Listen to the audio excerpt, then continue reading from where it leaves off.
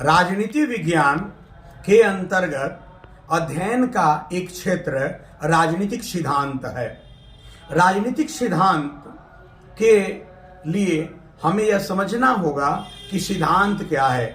सिद्धांत ग्रीक शब्द थियरिया से बना है, जिसका मतलब एक मानसिक स्थिति या मेंटल अप्रोच को दर्शाता है। किसी भी विषय वस्तु को बेहतर रूप में समझने का जो लॉजिकल रेशनल अप्रोच होता है, जिसे कार्ल पोपर ने मानसिक स्थिति कहा है, को सिद्धांत कहते हैं। स्पष्ट है कि राजनीतिक सिद्धांत का मतलब हुआ कि जब हम किसी वस्तु या अवधारणा को जो राजनीतिक व्यवस्था से संबंधित है समझने के लिए एक विशेष प्रकार की मानसिक दशा या बौद्धिक दृष्टिकोण का प्रयोग करते हैं, तो उसे हम राजनीतिक सिद्धांत कहते हैं। राजनीतिक सिद्धांत जो राजनीति विज्ञान के अंतर्गत अध्ययन का एक महत्वपूर्ण क्षेत्र है, उसके दो प्रकार बताए जा सकते हैं या वर्गीकरण उसको दो रूप में किया जा सकता है। व्यवहारवाद के पहले के राजनीतिक सिद्धांत को शास्त्रीय राजनीतिक सिद्धांत क्लासिकल पॉलिटिकल थियरी कहते हैं, जो परंपरागत राजनीति विज्ञान की प्रवृत्तियों को आत्मसात किए हुए है। हम कह सकते हैं कि राजनीतिक सिद्धांत का एक प्रकार जो शास्त्रीय राजनीतिक सिद्धांत है वह वर्णनात्मक है, अधिअनुशासनात्मक है, तार्किक है, वैधानिक है, मूल्य सापेक्ष है।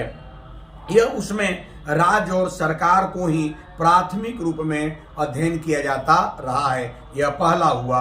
दूसरा राजनीतिक सिद्धांत वर्गीकरण में आधुनिक राजनीतिक सिद्धांत आया, और आधुनिक राजनीतिक सिद्धांत व्यवहारवादी मान्यताओं से प्रभावित है। स्पष्ट है कि व्यवहारवाद वाली विशेषता आधुनिक राजनीतिक सिद्धांत के अंतर्गत दृष्टिगोचर होती है। आधुनिक राजनीतिक सिद्धांत तथागत रूप में राजनीति का अध्ययन करता है। इसमें अनुभवात्मक पद्धति का अध्ययन किया जाता है।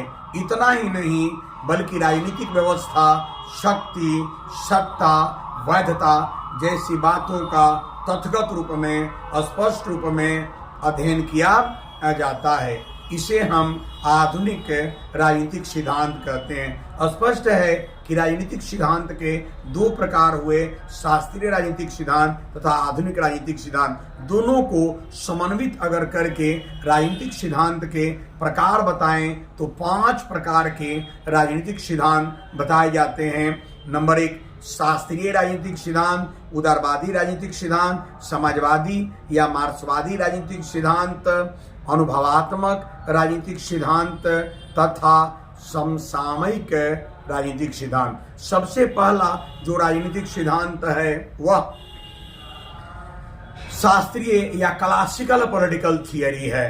क्लासिकल पॉलिटिकल थियरी राजनीति विज्ञान के शुरुआती दिनों की विशेषताओं से संबंधित है, जो मूल्य सापेक्ष है, जिसमें राज्य और सरकार का अध्ययन किया जाता है, जो वर्णनात्मक है तथा राजनीतिक सिद्धांत अन्य विषयों से संबंधित होकर अध्ययन किया जाता है। उसे हम शास्त्रीय या क्लासिकल पॉलिटिकल थियरी कहते हैं। दूसरे पॉलिटिकल थियरी को लिबरल पॉलिटिकल थियरी कहेंगे, जो उदारवादी मान्यताओं से संबंधित है। उदारवादी सिद्धांत के अंतर्गत जो लॉक, जॉन स्टुअर्ट मिल या टी.एच. ग्रीन ने भी जो अपना विचार दिया है, और बाद में जो सुपिटर रॉल्स जैसे विचारक ने जो विचार दिया है, इन सबको हम उदारवादी राजनीतिक सिद्धांत लिबरल पॉलिटिकल थियरी के अंतर्गत अध्ययन करते हैं, जिसमें पूंजीवादी मान्यताओं पर अधिकाधिक बल है। तीसरा राजनीतिक सिद्धांत मार्क्सवादी राजनीतिक सिद्धांत है, जो वर्ग संघर्ष या वर्गीय मान्यताओं पर आधारित है, जो वैज्ञानिक रूप में राजनीतिक सिद्धांत का या राजनीतिक व्यवस्था का विश्लेषण करता है। जो मार्क्सवादी सिद्धांत है, इसके अंतर्गत हम Karl Marx, Engels, Lenin, Mao, Althusser, Habermas, Erich Fromm जैसे विचारकों के विचारों का या सिद्धांतों का अध्ययन करते हैं। चौथा राजनीतिक सिद्धांत जो है वह इंपेरिकल अनुभवात्मक राजनीतिक सिद्धांत है। वस्तुतः यह व्यवहारवादी राजनीतिक सिद्धांत है।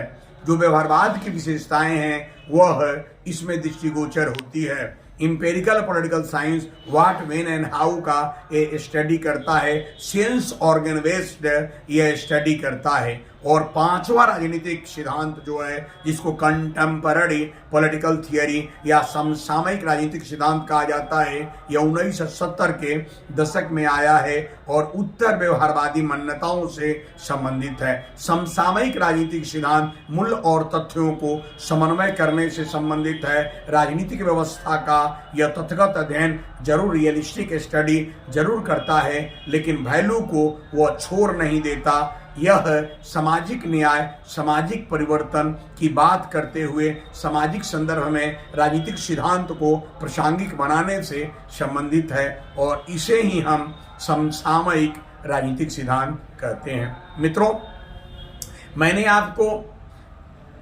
बताया कि राजनीति विज्ञान के अंतर्गत राजनीतिक सिद्धांत सबसे महत्वपूर्ण अध्ययन का विषय है या राजनीति विज्ञान का बुनियादी अवधारणा है। फिर मैंने बताया कि राजनीतिक सिद्धांत के दो वर्गीकरण किए जा सकते हैं, शास्त्रीय और आधुनिक।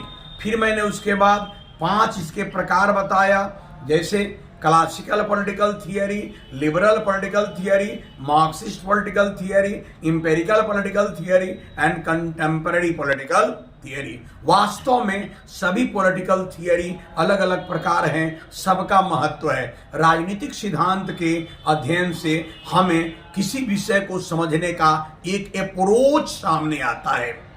नॉलेज का इनलाइटमेंट होता है, यानी चेतना या ज्ञान का विकास होता है। यह सॉल्विंग द प्रॉब्लम्स, यह कोई समस्या है, इसको सॉल्व करने, समाधान करने का यह एक तरीका देता है। जितने भी मूवमेंट है, आंदोलन है, इसकी पृष्ठभूमि में राजनीतिक सिद्धांत काम करता है और सामाजिक परिवर्तन के लिए, सामाजिक विकास के लिए भी राजनीतिक सिद्धांत का महत्व है। स्पष्ट है कि राजनीतिक सिद्धांत न केवल व्यक्ति और समाज में ज्ञान की अभिवृद्धि, सचेतना लाने, समस्याओं के समाधान करने, आंदोलन को संचालित करने और विशेष प्रकार के दृष्टिकोण को स्थापित करने का एक माध्यम है और इस संदर्भ में राजनीतिक सिद्धांत के महत्व को देखा जा सकता है। मैंने आज बहुत दिनों के बाद अंडरस्टैंडिंग पॉलिटिकल थियरी में आपको 2-4 बातें मैंने बता दी है।